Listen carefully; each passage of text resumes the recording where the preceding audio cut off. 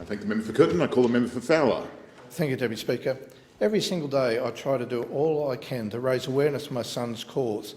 I want to hold him close and tell him how proud I am for all the work he has done for Gaza and the Palestinian people. Now, these are the words of a heartbroken father, Mohammad El Halabi, who recently contacted me regarding the ongoing plight of his son, Mohammad El Halabi. Now, Mr Halabi is the former director of World Vision Australia, operating in Gaza and the West Bank.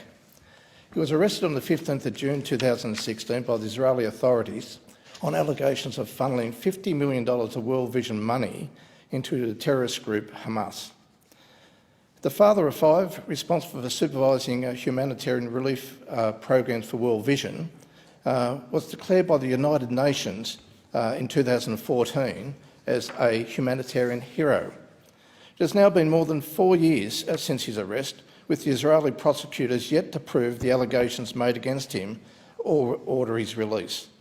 According to reports, Mr Halabi has been subject to physical and psychological torture, restricted medical care, limited visitation rights, and forced to attend court 146 times without yet evidence being presented to substantiate the allegations.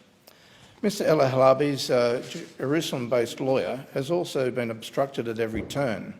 The Israeli courts have imposed unprecedented restrictions on the Defence Counsel throughout the 4-year ordeal, thereby depriving Mr Halabi of the prospects of a fair trial or presumption of innocence before the law.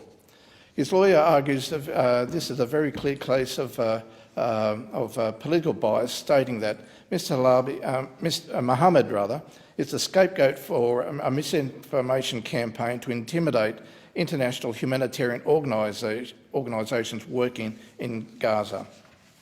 Investigations conducted by our Department of Foreign Affairs and Trade, independent auditors, as well as World Vision, have all failed to show any evidence that the money was ever diverted.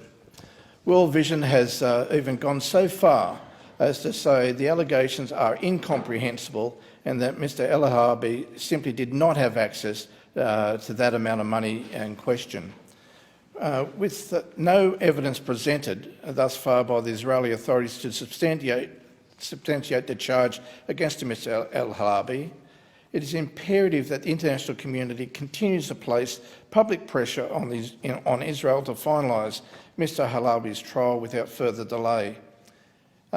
In this matter, Israel should and must remain accountable for upholding human rights, maintaining due process and, above all, complying with the rule of law. Order.